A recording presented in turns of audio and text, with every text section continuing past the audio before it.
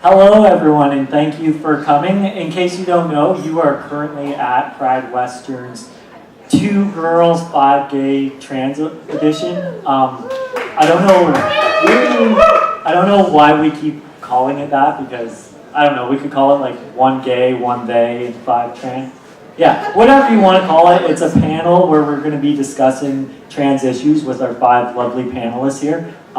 If any of you did not sign up for this, and you just found yourself in the middle of a panel, feel free to exit. We hope you stay though, because it's going to be interesting.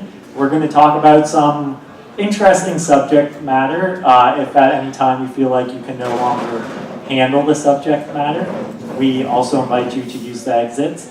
For the most part, it should be educational and fun, and I hope you enjoy yourselves.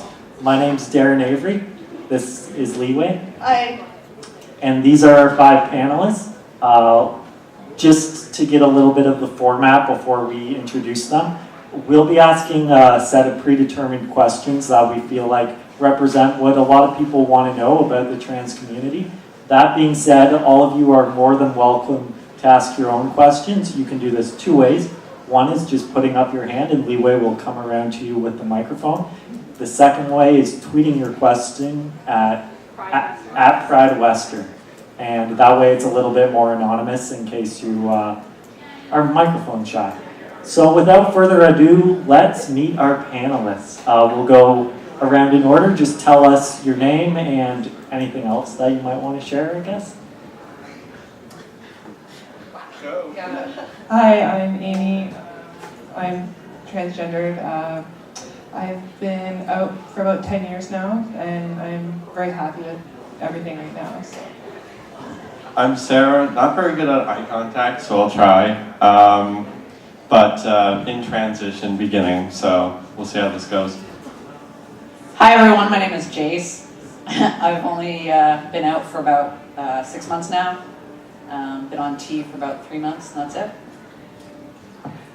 Oh wow, it's my turn. I'm Shinane. I've been out since about 3 years and maybe 4 years. January 18th, I can't believe I had to think about that. And our next victim. Hey, I'm Jay. I've been out for about 3 years and been on hormones for about 1 year and 7 months or so.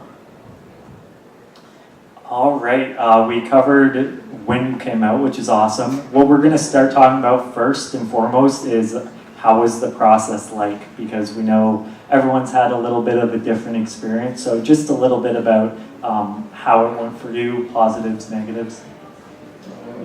We'll start with Jay. All right. So basically the process for, coming out and, telling everyone, it came pretty easy to me. I don't know, I just kind of sat down with each individual person that I had to tell and told them, and even went through the struggles, gave them that support that they needed as well as the support I needed. And yeah, everything went pretty well. I've had a pretty good experience. My coming out, I never actually told anyone. I was pretty ninja. I mean, I did things very, very slowly, so no one noticed. And then when people actually noticed, it was like 2 years later, and they were like, oh, why did we not see this coming? And I'm like, bam. My family took it pretty decently. My extended family doesn't know yet. The only odd thing about when I came out was my family members apparently don't like to talk, so I had to wind up coming out 5 times because I have 5 other family members because they didn't talk. And the other odd thing with my family was because my maternal grandmother had passed away about a couple of weeks before I came out to my father. I had my father, my brother, my sister, and my older brother all in the know without my mother knowing for about a whole year. So I guess it kind of shows how well they talk. But my family wasn't really surprised because they had seen a lot of signs, I guess, when I was a young child. So it wasn't really much of a surprise. My parents were quite supportive. My mom doesn't really believe that this exists, but she says it's not really worth fighting over, so she kind of just went along with it, sort of thing. I guess he's kind of lucky that just accepted it mostly. My family, not the same, just argued, yelled at me, still called me by my old name. It's kind of been hectic and annoying. Luckily, I have a very supportive girlfriend, so that's how that's been going for me, I guess. Coming out for me was pretty easy. I told my mom, and she was very accepting right from the start. And then she kind of told everyone else in the family when I wasn't ready for it. It was like I told her, and I was like I wanted to talk about it a couple days later, and she comes and she's like, "Okay, I told your aunt," and I was like, "Who else did you tell? Don't tell anyone else." But since then, my aunts, my uncles, all my cousins, they all know about me, and they've been very supportive.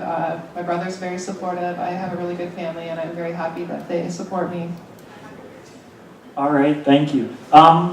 Because this is such an interesting topic, I don't know how informed you guys are, but I just started learning about a lot of these trans issues. So maybe you're all much more educated about some of the things than I am.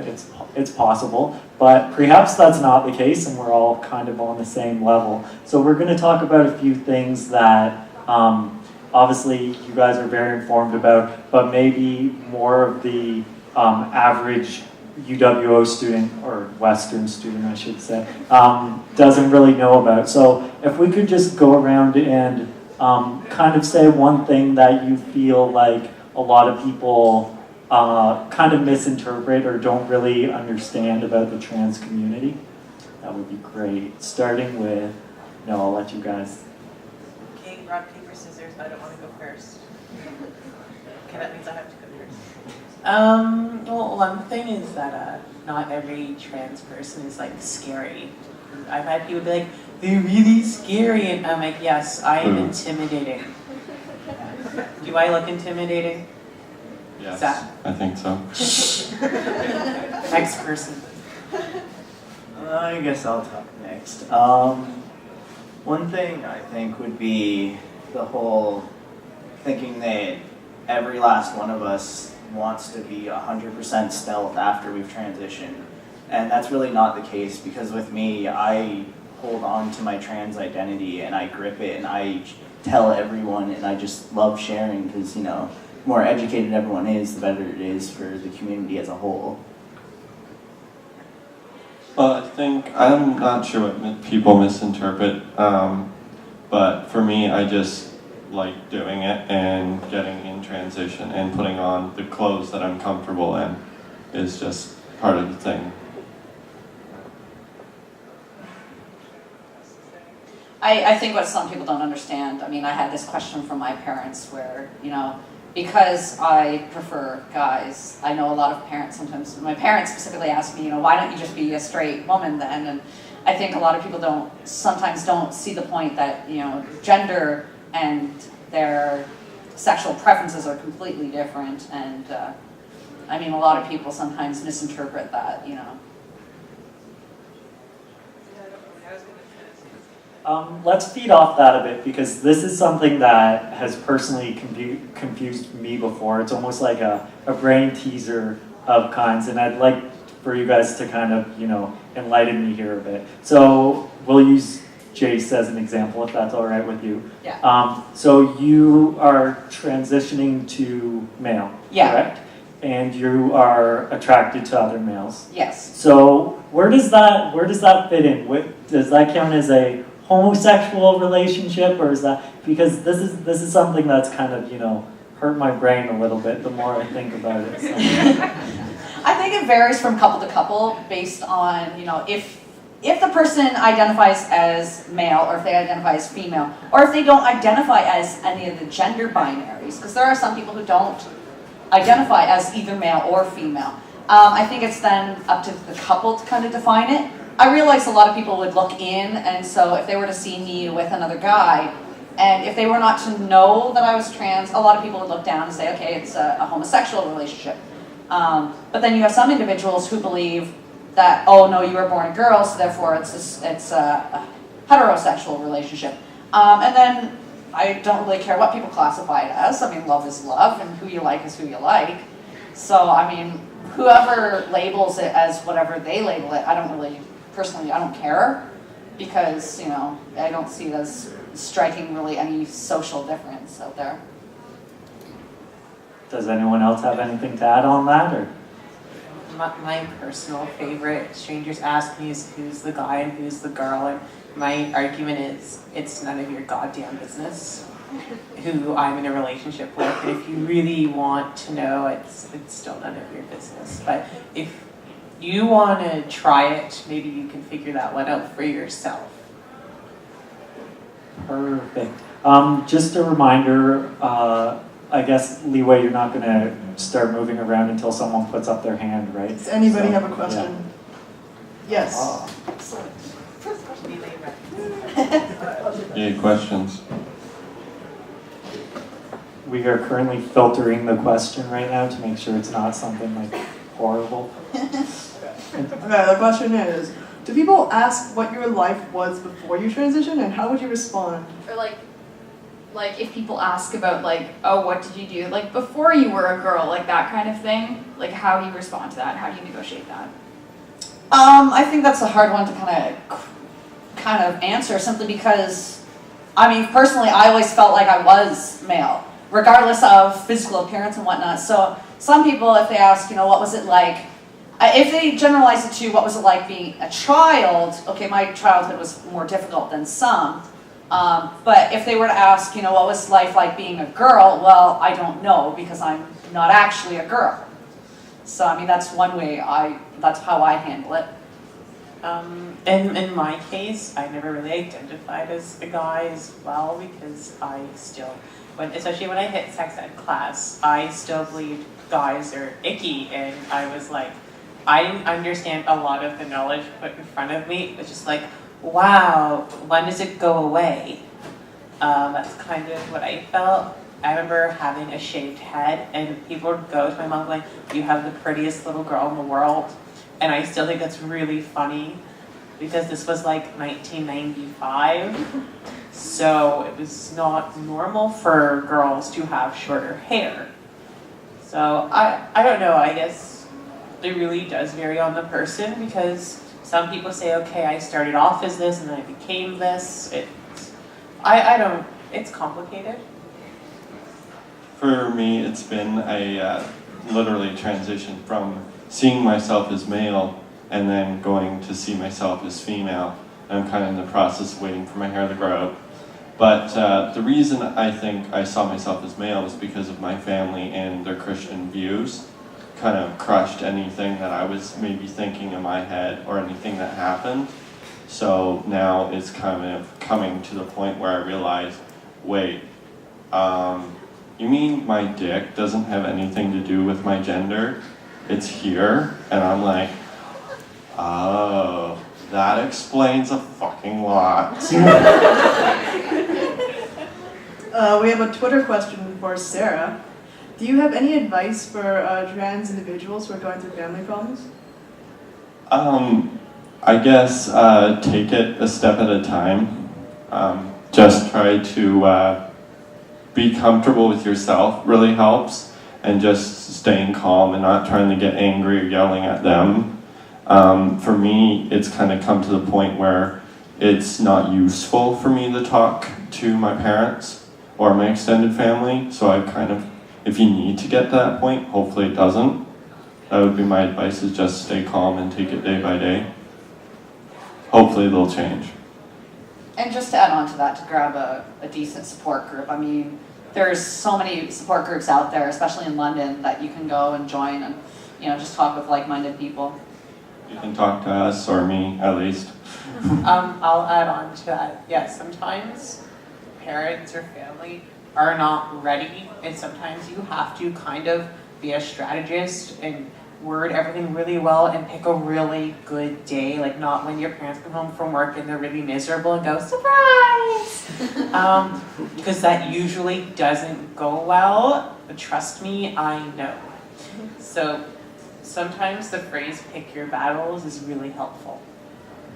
Let's talk about transitioning a little more, because it's something that I think a lot of people are interested in and don't know a lot about.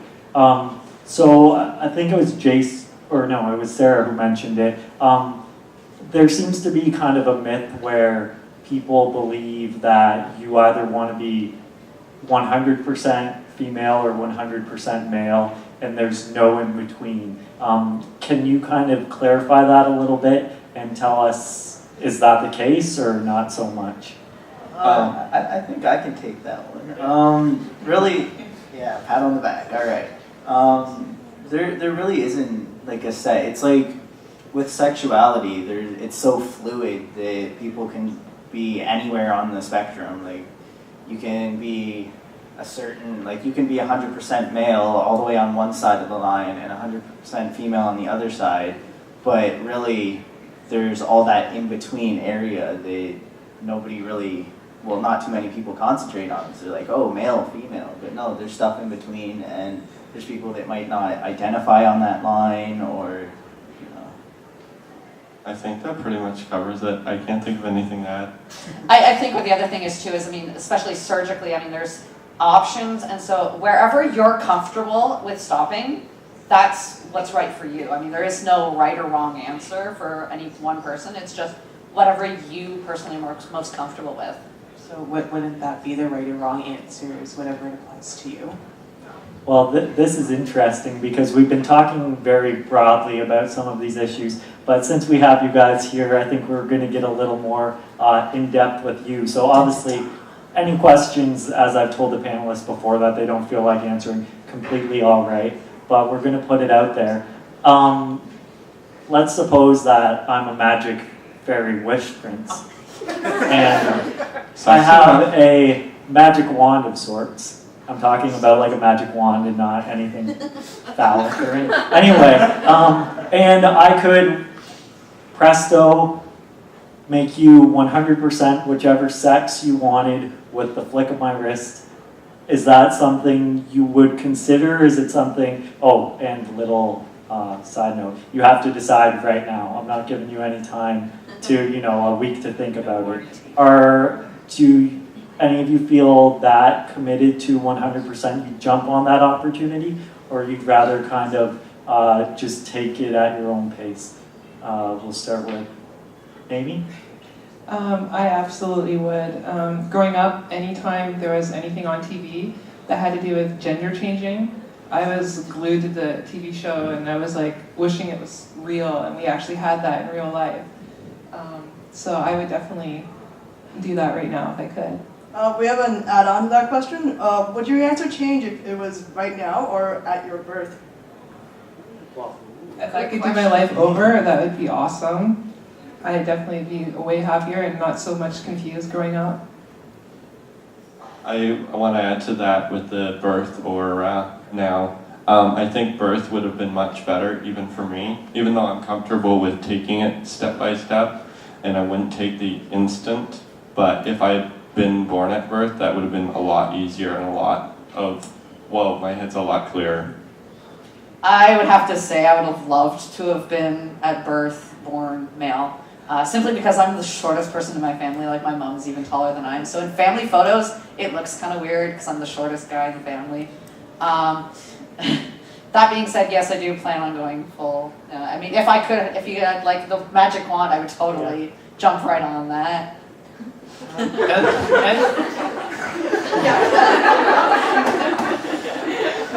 Okay, and I'm gonna bring this train to a halt.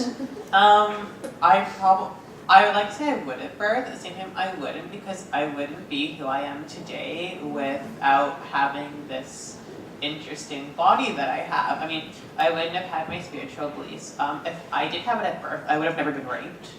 So it's a 50-50 thing, because I'm like, well, if I do this, this and this would have happened. But I'm kind of happy where I am, and I don't really care if I have any of the two bodies. Like, I'd be happy if there was nothing there at all. Like, it's me. No one else has to define me. I completely agree with Shinane here. I myself, I wouldn't redo it all. Like, I'm happy that my life turned out this way and that I am trans.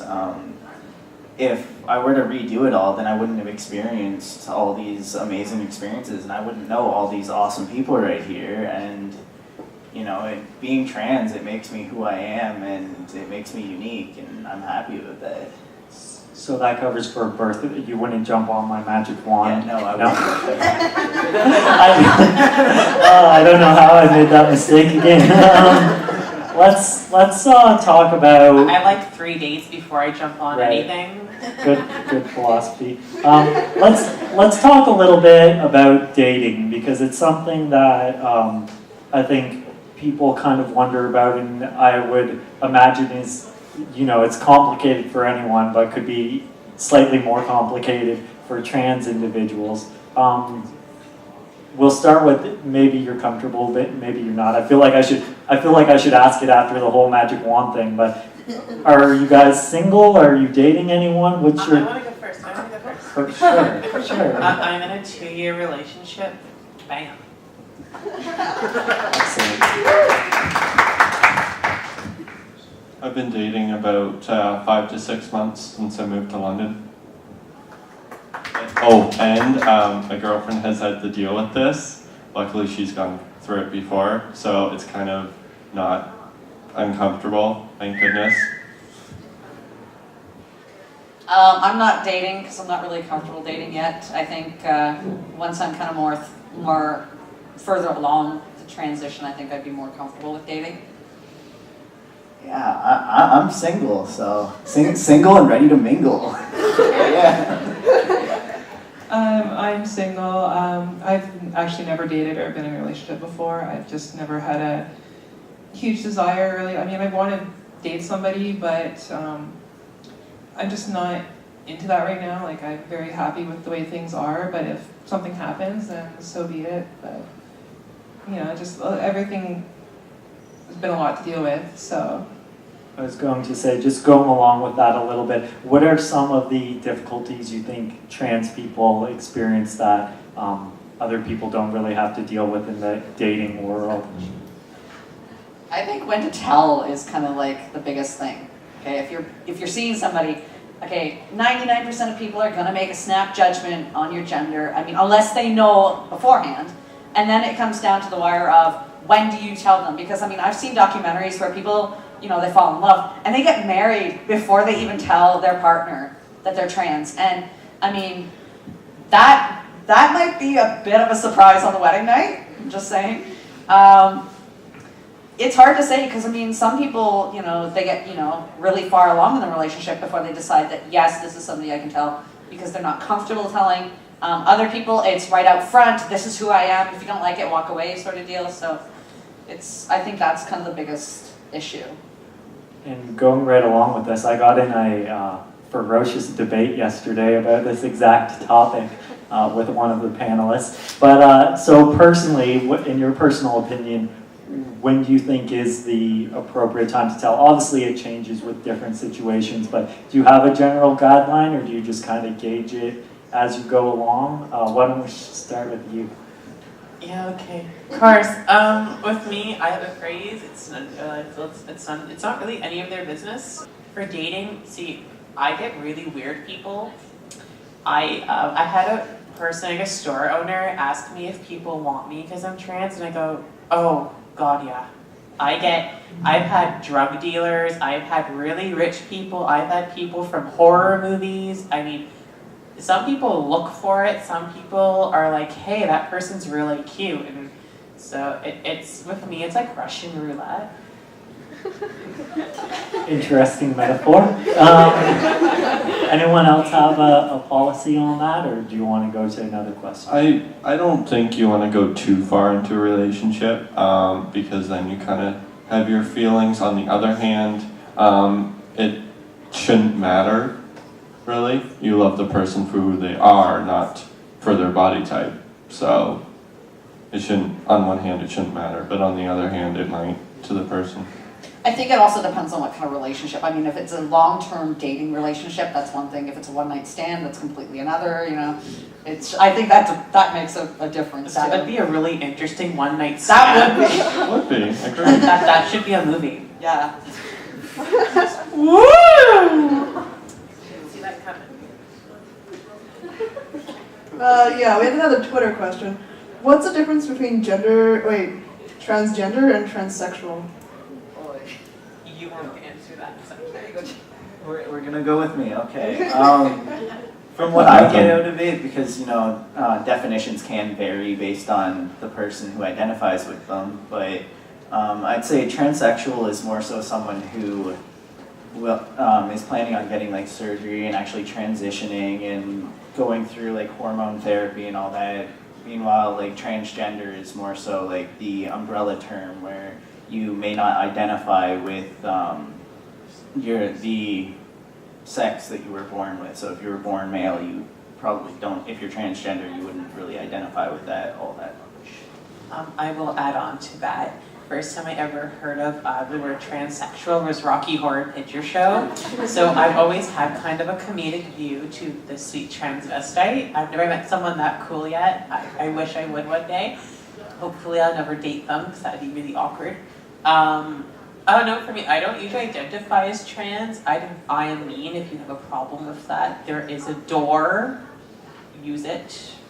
But some people don't identify because they don't want to almost Jay loves it. Some people think of it almost like a prison sentence where like I'm stuck like this until things get better. Some people, it's like the coolest thing in the world. For me, it's like 50-50 because sometimes I wake up in the mirror and I'm like, what the F am I staring at? And Jay's probably thinking, damn, I look good. So it really does vary.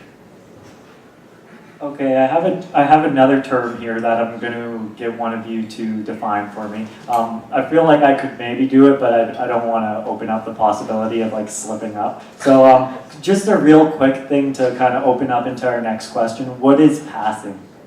And I don't mean like football. So maybe passing, is this like multiple choice? Like, do I get grades for passing? Oh, okay, I thought you like passing school. I'm like, yes. Passing. No. Passing is passing and looking, I guess. Okay, sorry guys, I fail. Long moment. Okay, we'll get Jayce. Passing is usually where you get called by the gender of your preference. It's not your biological gender. So basically, if somebody approaches me and calls me sir, that's considered passing because they're not calling you by your physical sex. They're calling you by your gender. And for the female or for the male to females, it's being called ma'am or miss. And basically them perceiving you as the gender, as your preferred gender or your gender. You missed one. Hey lady. Perfect. That works Or, too. the car honks 5 times walking down the street. That's considered passing. Sure. Anyway. Do you get car honks? Not that I've noticed. Exactly. I actually have something good to add about that. I recently was about a couple months ago, I was waiting for the bus, and some guy was yelling at me across the street trying to get my attention, and he got into a car accident. He hit the vehicle in front of him because he was trying to get my attention. I kind of like woo! It was pretty funny because I looked up and I was like, oh my god, did that just happen? And I kind of did this like twirl like around, and I looked back at him and he's like looking at me like really stupid. He's like, I did this for you. And you didn't go out with him. I mean, that's going on a limb. I don't like guys, sorry. I'm just waiting for that to happen for me. Not yet. Someone to get in a car accident for. Totally. So let's talk about you guys individually. What would you say is the hardest part of passing for you? I don't know, I think all of you look very good. So obviously you're pretty pro at what you're doing now, but what's something that either is difficult day by day or kind of when you started was the largest learning curve, I guess?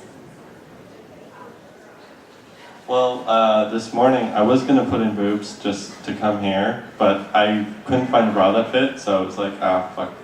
But for me, day by day is the hair. It's taking forever to grow, and I want it like shoulder length, but it's not happening as quickly as I'd like to, so I kind of still look like a dude, and it kind of sucks. So that's fine. My biggest problem was the voice because I could pass before I was on hormones until I opened my mouth, and you should see the reaction of some people because when I would come in to like buy something at the store and they'd be like, oh sir, do you have this, or you have your Air Miles card? I'd be like, no, and they're like, oh, I'm so sorry, miss, and it's like, no, just stop making a big deal out of it. But my voice was the biggest problem till hormones, and then it deepened a bit, so it's not as bad. I'm gonna have to actually work on mine. I don't know if this sounds any better. Keep practicing, yeah. For me, when you're potentially 17-year-old male and you sound like a 12-year-old girl, it usually doesn't mean you're passing. But when I started to transition, I don't get telemarketers to talk to me anymore because I'm like, hi, my mommy and daddy are at the phone right now and I'm only 12 years old, so bye. Works every time, do it. I get store discounts. Why? Because I'm freaking cute. Okay. I thought it was something to do with the 12-year-old voice and it just wasn't making sense. Yeah, think about it. Most guys who are like really hormonal want like the girl who has the sexy voice, the sexy body. Not only do I don't really have the sexy body, but I got the voice. And when people just meet me, they think I'm cute and then they know me, they're like, oh God, what have I gotten myself into? It works, or especially when you have like a lot of boobage and the sexy voice, that is the beginning of the end for the guy who's gonna sell me stuff. Free drinks. It hasn't happened yet. I get free That products. happened for me. I got free drinks.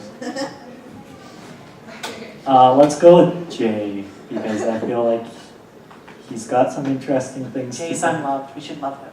Yeah, you should. You know, the single one here. I don't know, I think the thing I struggled with the most, because obviously you look at me, I don't struggle with anything now, but I was gonna say Jay is Yeah. by far the best. You I walk in and they're just like, what, you're here to be on the panel? What? Why? And I'm like, yeah, I'm trans. But the thing I struggled with the most was, as Jayce said, the voice. It's horrible, because it's like you're walking down the street, all masculine and whatnot, and then all of a sudden someone talks to you and you start talking, they're like, oh, like the looks that you get, they're just so confused, and they're like, are you a guy or a girl? Like, what? I don't understand. And then it's just like, just leave it, like, just go on with your life. Say I'm beautiful and walk away. Yeah. I will forgive you. Yeah, definitely my voice was a bit of an issue too. I remember starting a new job and pretty much going full-time at that time as soon as I started that new job. So my voice wasn't very good, but luckily I started working at one of the call centers here in London. So I had lots of opportunity to learn how to talk differently. So every time someone would be like, sir, on the phone, it was like, you know, I just try even harder, and eventually it was just like ma'am all the time. So I was very, very happy when that happened. So just to clarify for people like me who aren't biology students or anything, obviously hormones help change the way your body looks, but they don't do anything for your voice. That's all just practice, or? Yeah, for me it's all practice, learning to talk different. My voice was pretty deep and very monotone before, so this is all Yeah, hormones do like a little bit, like they don't, for some people, it does a big change. It does, just like everyone's body naturally, the hormones do something differently. For example, I've not started hormones yet, and a lot of male to female transgender people are like, that's not fair. They have to tell me, it's not fair. Yes. It really isn't. Yeah, I see, and then I feel guilty as a human being, but then I go, no, store discounts. I made her feel guilty. I get store discounts, forget you, man. Or girl. See, that phrase is hardwired into my brain still. I apologize. You can just take me out in the parking lot after this. I got my fist ready for this, so we'll go at it later. All right, Glenn. Yeah. Well, hormones change, like for female to males, hormones do a lot for the voice. I mean, it does break, I will say that. It hasn't broken too much on me yet, but give it enough time and it's just like a teenage boy. I mean, it goes up and it goes down and it breaks and it's, yeah. The one thing I noticed with female to male is the first trans I ever met was in that particular situation. I remember seeing photos of that person starting out and their partner. They were both starting out at the same time, and I swear to God, they both, and one was like 32. And I would have thought they were like 12 and 16, but one of them was like 32, and then there was the one who is 18 looked like 12, and I'm like, how did you age that quickly? What's going to happen when you're older? I was thinking, when that kid's 25, they're going to be 50. It's really, really weird to watch female to male transition because it is the weirdest thing. Because it's second puberty for them, and it will drive them crazy. And you sit back in the back of your head, you're laughing your butt off in front. You have to be really, really supportive to your friend, but you want to go, ah! You just really shouldn't do that, though. So talking about the female to male transition, I think, as just speaking from my, limited knowledge of this, I understand pretty well how a male transitions to female, in that, you get some stuff turned around and a few things added on. But I think what a lot of people, or what confuses more people, is how a female transitions to male. So I'll get either Jay or Jayce or in the J team to kind of answer this one for me. Just a warning, graphic notice, we're all adults though. For female to males, for bottom surgery, what they usually do is they wind up taking a skin graft out of your arm to make the phallus out of. In order to prevent a lot of the scarring on the arm, they grab a second skin graft from your leg. So it looks like you have a burn on your leg, and that's how they make it. Usually they'll use implants that are also available to men who have erectile dysfunction. There are certain pumps available and stuff like that. So it's only as good as your surgeon is. There are some surgeons who do really good work. There's a lot of surgeons who do really crappy work. Unfortunately, the technology is not as advanced as our male to female counterparts because the surgery was not developed until a much later date. And that's pretty much it. Any questions specifically? We'll clarify that a little bit. So I understand that you can get everything put in place down there. How does the functionality work, so to speak? Functionality, if you get the actual the pump implant put in, it works just the same. Okay, because they do this for cisgendered men or biologically male men. The pump works the exact same because it was originally designed for erectile dysfunction. All right. Well, now we know. I was told by someone a steel rod goes in, and this was just one of the ways. That's the old technology. Yeah, they got rid of that for a reason. Okay, because I was thinking like your first time with someone, and you see like this round of surgical equipment, and everything's getting ready, and it's just like I'm in a horror movie, or I'm on House. Yeah. Anybody have any questions? Nope. Okay. Remember, you can tweet your questions at PrideWestern as well if you're shy about putting up your hand. But I have lots. Let's talk about... Oh, there's so many to choose from. Oh, here's a barn burner here. As you look at the All right. It's just... Yeah. So this is kind of a conflict of interest question, but whatever. How do trans people feel as part of the LGBT community? And do you think the T is last for a reason to feel that way sometime? Let's go with Sarah. Well, I've had an interesting experience because when I came to London first month, I started out like a gay guy, liking men, and I had a bunch of gay friends and they all thought I was cute and yada yada. Well, then I came out as trans and they all disappeared. So not saying all gay men are like that, but I think that it's kind of weird for even gay people to see that happen. And for men to become women, it's like. So I'm not interested in you because you're a woman, but I don't get a whole lot of hate either from the LGBT community. Well, I don't know. For me, I use the T in towards like LGBT terrific because I know I'm awesome, so other trans people have to be awesome. The biggest problem I've ever had from the community is the crazy lesbians and the really crazy gays. It's like you either have a dick or either you give head or you don't give head. And I remember one of my favorite gay friends in the world will make any gay guy straight or a straight guy gay. He is just the straightest gay person in the world. I love him to pieces. He's my Grammy Award-winning friend. That's my hidden secret that I'll never share.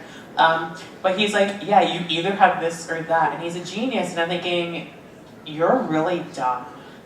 For the whole speech he had, all I could think was, you're dumb, and I need you to stop talking so I can make you look dumb, and I can prove it.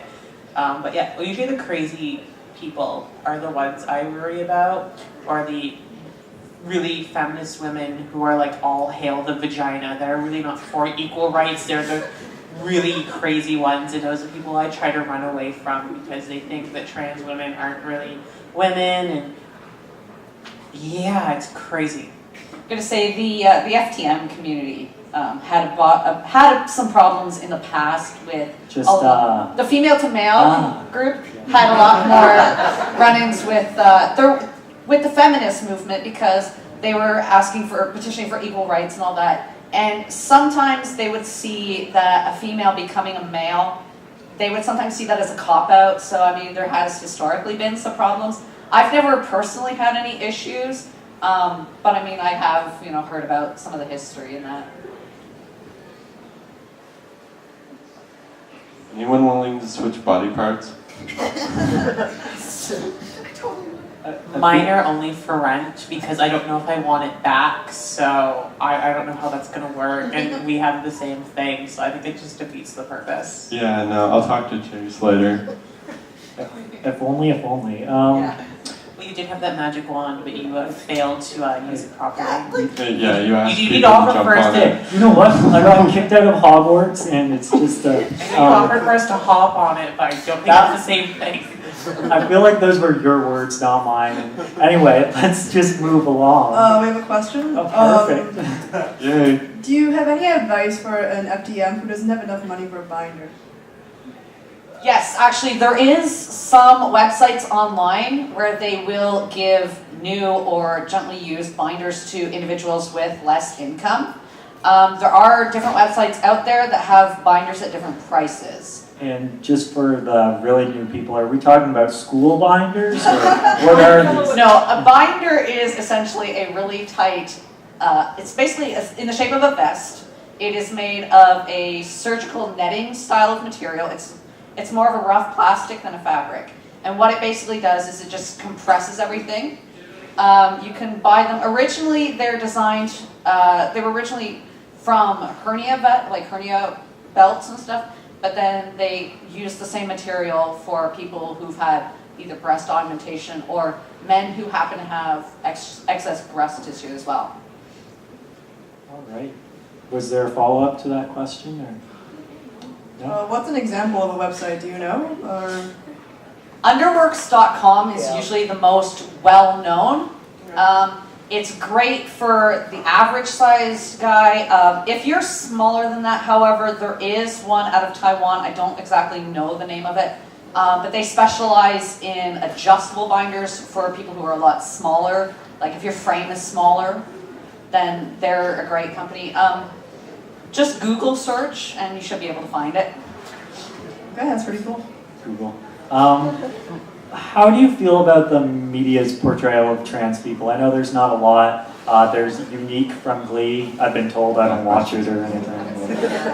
I don't want my ears to bleed, so I try not to hear anything about mainstream shows, but the one on Degrassi, that individual, I've only watched it a few times. It's really accurate, and I've known the actor from Living Life with Derek, so I think for that individual to take on that role is a lot of strength, and I really respect that individual because I don't think I could do that, and really does a really good job, and I kind of hope things go well for that person. Yeah, the character is Grace/Adam. I mean, he goes by Adam, and I think he accurately portrays it. I mean, and some of the struggles that our group goes through and stuff is really accurately Does portrayed. a lot better job in some of the books. I've read several books on trans people, and horrible. I feel like I wasted 5 days of my life when I should have been watching Degrassi. Here's a Twitter question. Do you have any role models in the trans community that helped you with your transition process? we have role models. Do you guys want to Google a couple? Because I know. I don't got any. I talked to my girlfriend's parents because they helped her, so that's about it for not really any role models, no. I've always had a hard time finding role models because usually in the group I'll be one of the only guys there, so it's kind of hard to find some other guy who's further along. I did have one individual who, when I was living in Calgary, was further along in his transition, and I did kind of look up to him, but I mean most of my role models were cisgendered men instead. Most of my role models were fictional characters, so I think we all know that one. I think my favorite was Nina from the War of Souls, because she was a 16-year-old girl who took over the world, and I was like, damn right, that's yeah. And my favorite was a dark elf who I took the name from, Shinane. She was just really awesome, and I've always referred women as more powerful than men because they're seductive and awesome, and they usually have cooler magic spells. So I don't know, it's usually women who are my role models, and usually when I have a male role model, they have to be really freaking awesome. They can't be like Joe Blow, because I'm like, Joe Blow, I can kill him in like 5 moves with my level 5 skills. And but I think for a human role model, oh god, I think it would have to be one of my best friends. Her name is Jessie, but I think Michelle Boyce was probably my first trans real role model because I'm like the little version of her. So I realized that maybe I'll have a somewhat decent life. Well, we could say that now all 5 of you are role models for other people within the trans I community. feel really sorry for those people because I am a horrible role model. Me too. So let's go to something we haven't talked about at all, which is kind of weird because it's one of the most cliche subjects when discussing trans issues, the washroom. Oh god, my gosh, the washroom, oh no. Joy. I'm gonna have to go now, so I'm gonna have to experience this. Put the idea in. Western actually has a few gender-neutral washrooms, more than almost any university in Canada. There's one right outside the Mustang Lounge. Yeah, I go home because I know my potty is clean because I'm the one who cleans it. I used to clean buildings for a living. I have very unrealistic standards. If I see like even like a hair on the floor, I'm like no. So that's a whole different Yeah. issue. Anyhow, It's like a double issue. so washrooms are, from what I've heard, kind of a source of anxiety for a lot of trans people. Can you kind of elaborate on that? Share a story that you might have, or are you 100% I just? feel bad because we all looked at you, Jay. So we're gonna let you go I don't first. know why you're looking at me, because I've just like from day one, I'm a dude. I just walk right into the guy's washroom, do what I gotta do, and walk out. But I think it's different with trans guys like myself.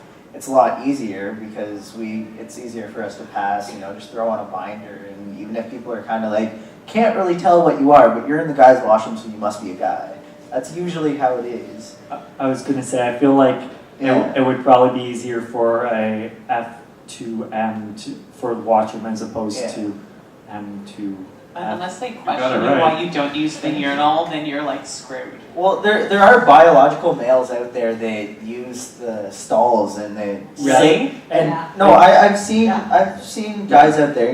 There's biological males that even sit to go pee. So and just for like, most guys, aren't like listening to the stall door like, hey, that guy's only peeing in there. Like, it's not something we do a whole lot of. I've heard scarier noises than peeing, so I don't look or hear. Good policy. Yeah. I personally think it might be awkward for people if I'm like coming in wearing these and holding a purse. And then I walk in the male bathroom because I still look fairly male. So it's like, that's where I go so I don't get in issues with any ladies. Yeah, well, I've always used the women's bathroom ever since I came out and started going full time.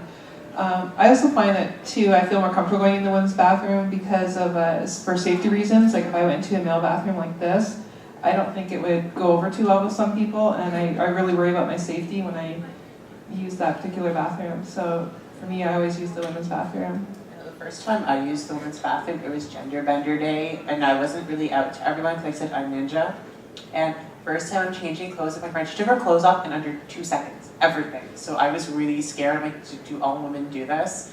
I had people come in and be like, hi, welcome to the women's bathroom. I see this is your first time. I literally had a pamphlet and like a talk.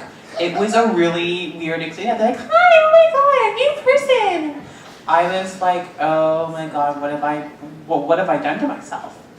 But yeah, ever since I started to use the girl washroom full time, where teachers told me I'm not allowed, students like you're not allowed, I've had my own personal washroom with 2-ply toilet paper. I felt better than everyone. I had a Febreze air freshener, so I never felt guilty about taking a number 2. It has been an issue because when I was forced to use the guys one, because the girl one was under like maintenance and stuff, so it's really because if you gotta go, you gotta go. And I get some weird looks, and I'm like, look, you don't want to see the other bathroom. It's scary. But with the guys, I've seen like people or heard of people like weird pee on the toilet paper. Or they pee on the floor, and I'm thinking, what if someone needs that? The worst I've ever heard happen in the girls' washroom is not enough toilet paper, and some girls had to come in from doing a number 2, go to the teacher and go, there's no toilet paper, and we all suddenly feel horrible for her. But yeah, that's the worst thing that's ever happened in the bathroom for me is no toilet paper.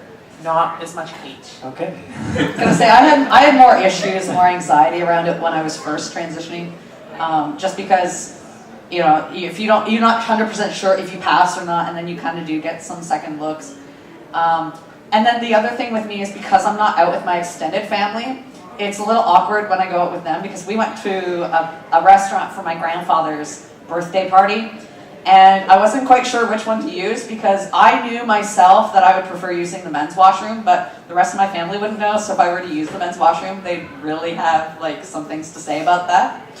And the only other thing that I've ever really run across as an issue is when there's only the one stall and you gotta go and you're like waiting forever for the person in the stall. Because it seems a little weird hanging out in the men's washroom. Like in the women's washroom it's different, you can hang out, it's Or you cool. can have all your friends there, Yeah. and it's like a You party. can have a party in the women's bathroom and that's fine. Yeah. But the instant you stand there for 3 minutes in the guys' washroom, they're like, what are you doing, And the other thing is too It's a witch hunt at that. Oh yeah. And the other thing is too is, I've heard of different countries where it's illegal. So like it's illegal to use the wrong bathroom. So it's kind of like, well, where do you go, right? So I think I'd have more anxiety abroad than I think it's here. more fun to have a party because especially when you're first coming out as a woman and all your girlfriends, like, okay, we'll go together. You don't think of it as a party. You're like, yes.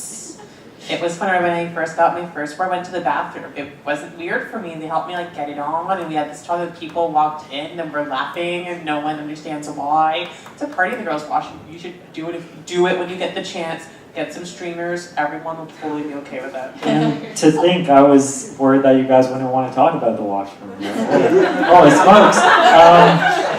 Let's move away from it a little bit. I feel like we've had enough toilet talk. And I've been trying to come up with a way to phrase this question the entire Just session. phrase it. Just say it. Well, I wanted to, but it just sounded so like that's not right. Anyway, I think I got it though.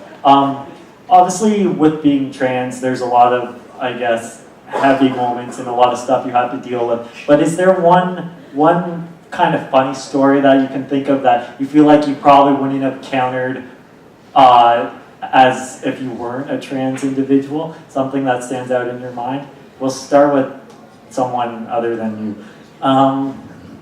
I'll start. Jayce, sure. I was gonna say, I always had fun every once in a while, especially hanging out with my friends. Not with my family because they're a little more, you shouldn't do this, But with your friends, you can, you really mess people up by, even if you do use the wrong bathroom just to get some of the looks, or if you're a little extra flamboyant, because I identify as gay, so I can be a little extra flamboyant.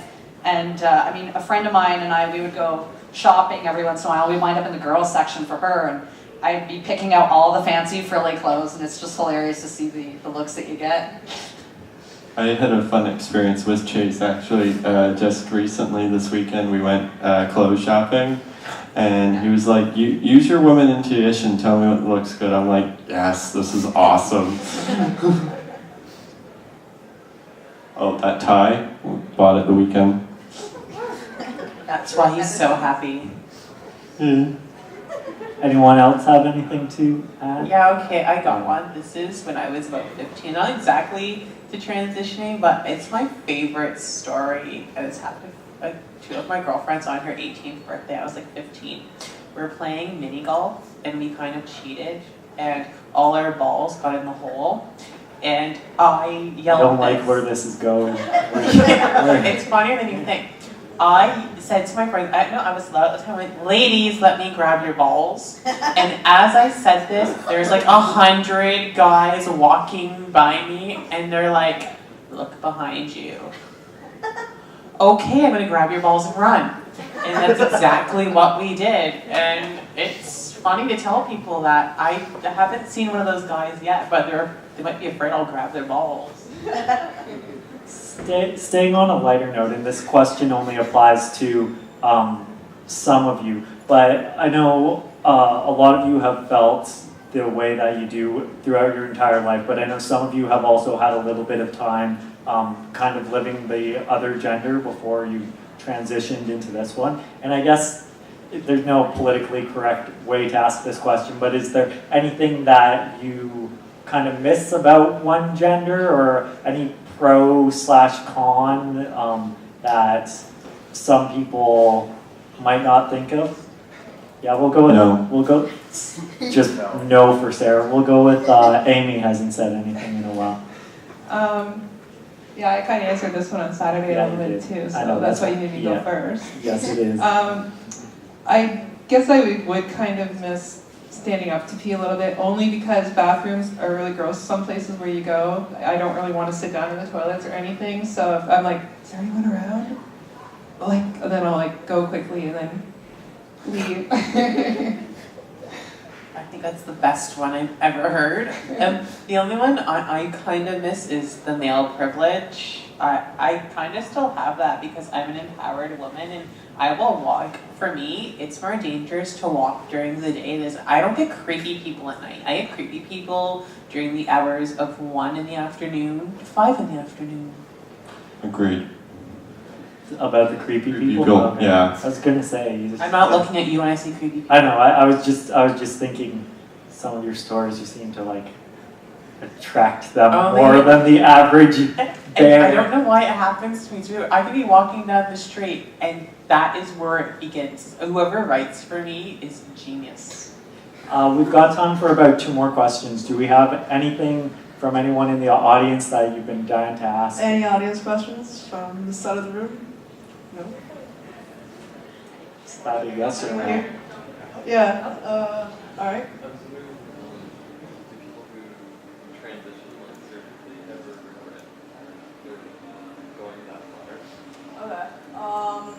Do people ever regret transitioning, do you think?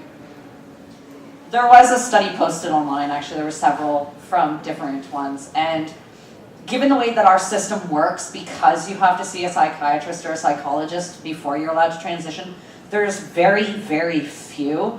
The ones who do wind up regretting are usually the ones who are bucking the system and getting around those loopholes, either by having a friend write, like having a psychiatrist friend or someone writing a letter without actually having talked to them or something.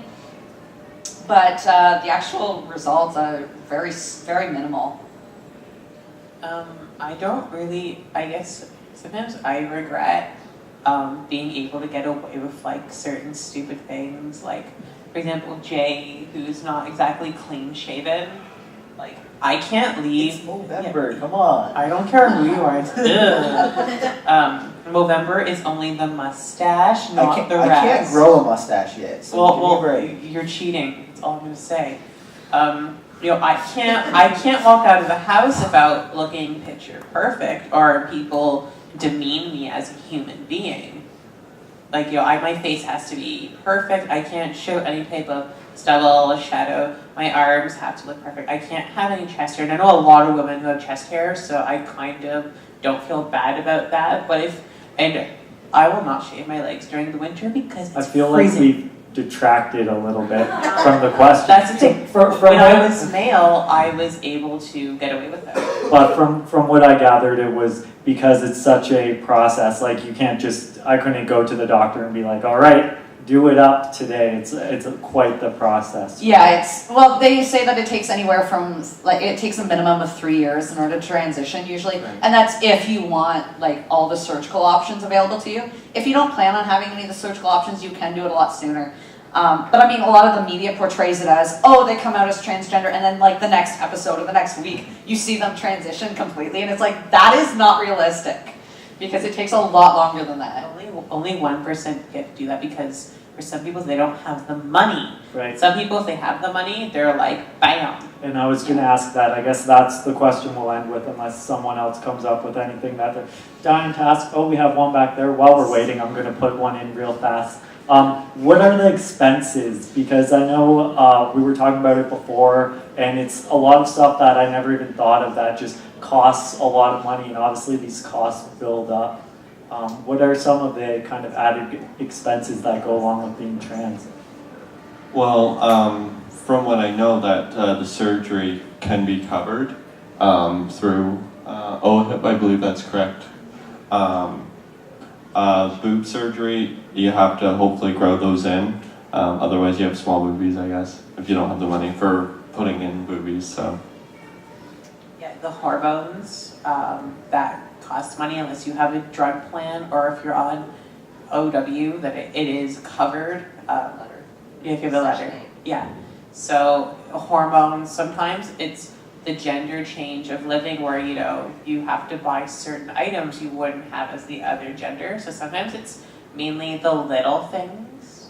I imagine you'd need a lot more shoes if you were going something. Yeah. Agreed. 50-50. The money for doing hair removal too can be very expensive.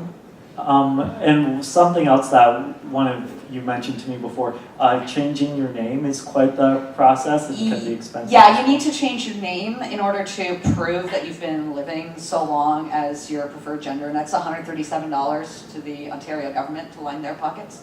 The other thing I noticed is like you have to pay for, you know, binders and hormones, and for me personally, I had to finally buy acne medication actually for the first time. I mean, when I was my first puberty, I didn't have to worry about acne, but this time around, yeah, it's really becoming an issue. That proactive's expensive stuff. Oh yeah, it is. Okay, so the question from the back of the room is, what role did social media and the internet play in your experiences, like connecting with other people and stuff like that?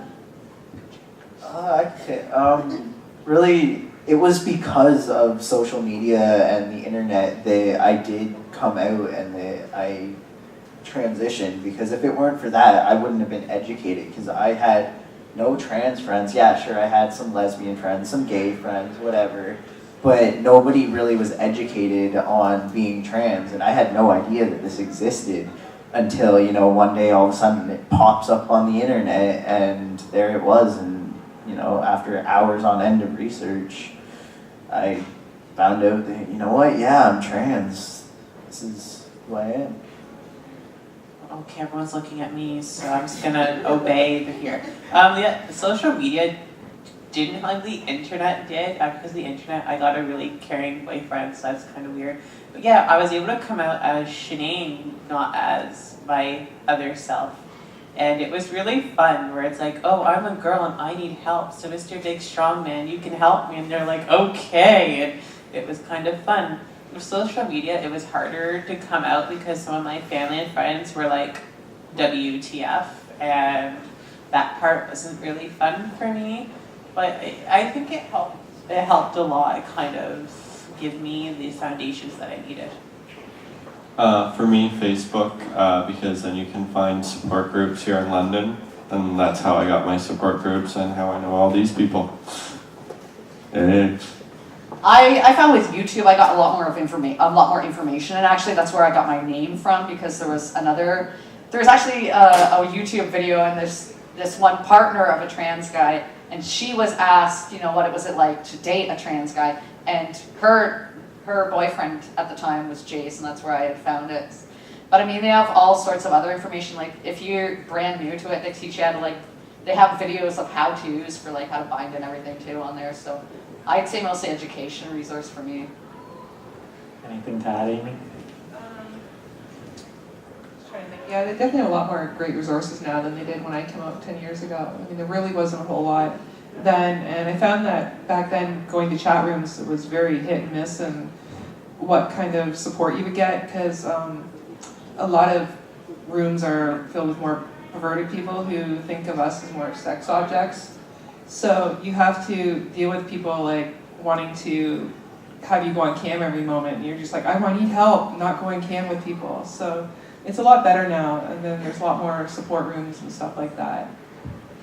With regards to social media, when you transition, do you remake a profile, or do you keep your old one like to record your transition, or what do you do? I wound up with two Facebook accounts because, like I said, my extended family doesn't know. And the original one that I had, it's kind of a trash account anyways because nothing really happens on there, but my current one is more, my new friends and who I talk with now. So, I mean, that's what I did. I kept mine. I just changed the name and changed the email address where everything went to. And my block list is getting fairly long, but don't worry, that's mostly extended family.